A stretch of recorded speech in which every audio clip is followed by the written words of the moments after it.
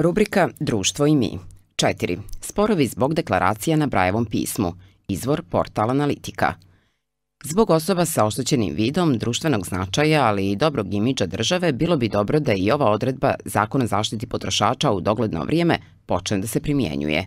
Iako je do stupanja na snagu novog Zakona o zaštiti potrošača ostalo samo 7 dana, neizvjesno je da li će se i na koji način primjenjivati zakonska norma iz člana 7, koja podrazumijeva uvođenje deklaracije na proizvodima na znakovnom jeziku za slabovide, Brajevom pismu. Ova norma nije bila predviđena nacrtom zakona koji je pripremalo Ministarstvo ekonomije, već je postala njegov sastavni dio amandmanskim djelovanjem predsjednika Liberalne partije Andrije Popovića.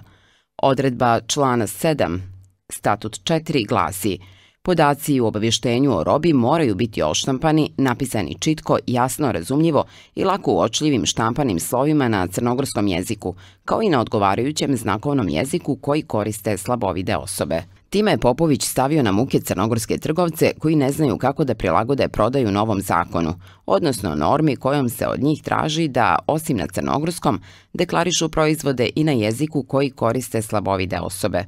Popović ističe da bi time Crna Gora bila prva evropska država koja bi nacionalnim zakonodavstvom zaštitila interese potrošača iz osjetljive kategorije osoba sa oštećenim vidom. Pitanje je samo hoće li se to i kada sprovesti u djelo. Deklaracije za 3 grupe proizvoda.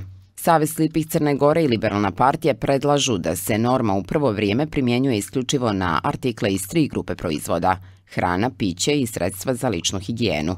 Savez slijepih je također predložio i idejno rješenje za primjenu ove norme, PVC naljepnice sa nazivom proizvoda na Brajevom pismu, čija izrada košta svega 1 cent, dok bi se ostatak deklaracije štampao u brošuri koja bi koštala 5 centi.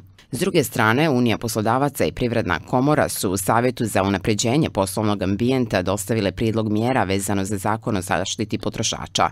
Prema nezvaničnim informacijama portala Analitika, Privredna komora traži da sporna norma bude neobavezujućeg karaktera, odnosno da isticanje deklaracije na Brajevom pismu bude stvar dobre volje trgovaca, dok Unija poslodavaca sugeriše da se primjena ove norme odgodi za 1. mart naredne godine. Predlažu da se u međuvremenu donese pravilnik ili neki drugi podzakonski akti kojim bi se precizno uredila lista proizvoda koje bi trebalo deklarisati, kao i praktična primjena zakonske norme na fonu predloga Saveza slijepih. Sa predlogom Unije poslodavaca Crne Gore saglasni su i u resorno Ministarstvo ekonomije. Savez za unaprijeđenje poslovnog ambijenta, regulatornih i strukturnih reformi, kojim predsjedava vicepremijer Igor Lukšić, bi u formi zaključaka trebalo uskoro da se izjasni o dostavljenim predlozima. Inače, Privredna komora se najglasnije protivila uvođenju ove norme sa obrazloženjem da predstavlja dodatno opterećenje za privrednike u vrijeme krize i da je tehnički neizvodljivo te da njeno sprovođenje iziskuje troškove i da je zbog toga, kako su ocijenili, nepotrebna. Trgovci nespremni za primjenu zakona. Iz Unije poslodavaca je portalu Analitika saopšteno da su u dostavljenom prijedlogu podsjetili na nedovoljnu spremnost privrednih subjekata za punu implementaciju odredbi zakona, naročito po pitanju člana 7 stav 4, što upućuje na zaključak da problemi u primjeni akta mogu nastupiti već 22. jula, prvog dana stupanja na snagu Zakona o zaštiti potrošača. Rješenje koje je Unija poslodavaca Crne Gore predlaže kao moguće ne povrijeđuje ustavni princip po kojem su svi pred zakonom jednaki, bez obzira na bilo kakvu posebnost ili lično svojstvo. Ne povrijeđuje princip slobode preduzetništva, niti povrijeđuje postulate iz Zakona o zabrani diskriminacije. Unija poslodavaca je u komunikaciji sa Savezom slijepih Crne Gore blizu iznalaženja kompromisnih rješenja koja su, kao takva, bliska i Ministarstvu ekonomije, naveli su iz Unije poslodavaca Crne Gore.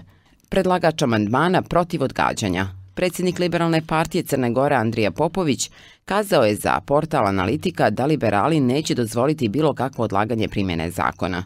Eventualne izmjene zakona mogu biti upućene u skupštinsku proceduru, ali nisam siguran da će parlamentarna većina koja je podržala moj amandman prihvatiti da se zakon koriguje.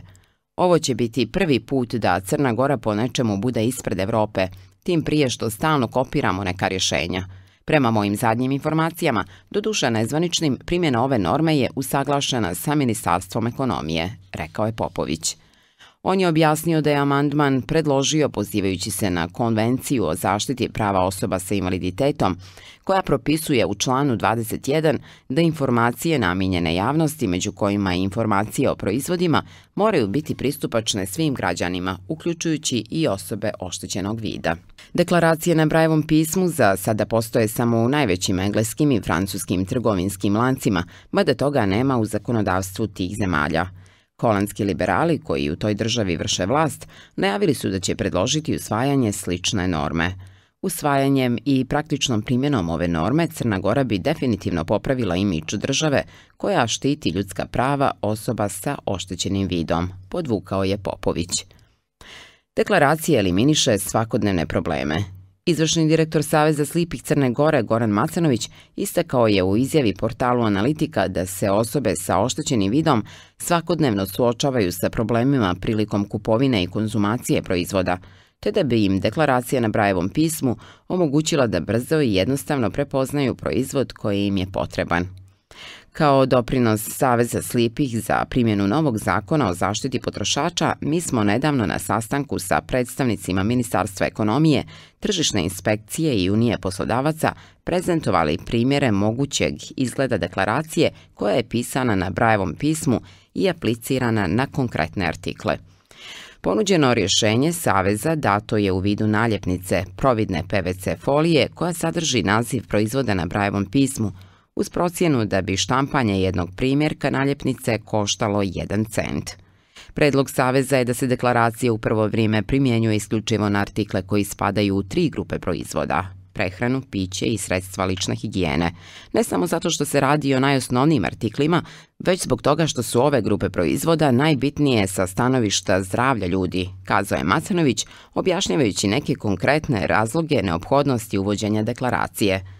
Poznat mi je primjer slabovide djevojke koja je kosu oprala tečnim deterdžentom umjesto šamponom, ili banalniji i, tako da kažem, bezopasniji slučaj slabovidog antialkoholičara koji je otvorio limenku piva umjesto limenke Coca-Cole, jer se ovi proizvodi pakuju u sličnim ili identičnim ambalažama. Ovakve situacije sa kojima se manje više svakodnevno susrećemo bile bi eliminisane isticanjem deklaracije na Braillevom pismu na proizvodima, za što sigurno vrijedi potrošiti 1 cent. Prema našem prijedlogu, PVC naljepnica bi sadržala naziv artikla, dok bi osnovne karakteristike proizvoda i ostatak deklaracije bili štampani u specijalizovanoj brošuri, također na Braillevom pismu, čija izrada bi koštala 5 centi. Naravno, ne bi morao svaki proizvod da ima brošuru, već bi se štampala jedna za tuce proizvoda ili bi se, na primjer, na rafu sa 50 proizvoda našle 2 ili 3 brošure, pojasnio je Macanović.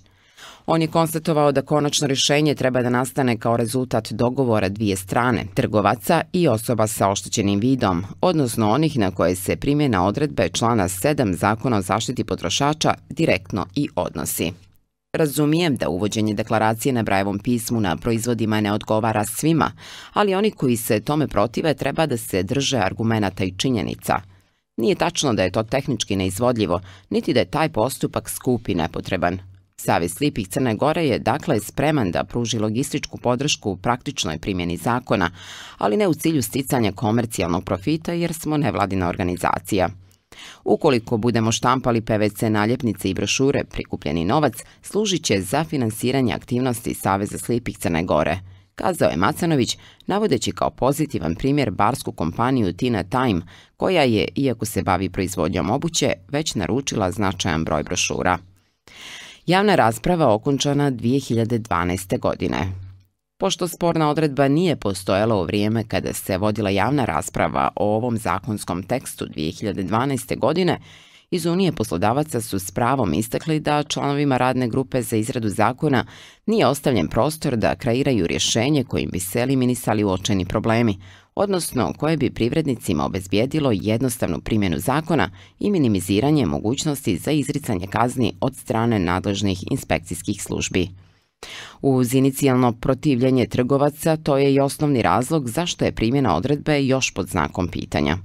Prvenstveno zbog osoba sa oštećenim vidom, društvenog značaja, ali i dobrog imidža države, bilo bi dobro da i ova odredba Zakona o zaštiti potrošača u dogledno vrijeme počne da se primjenjuje. Siniša Goranović.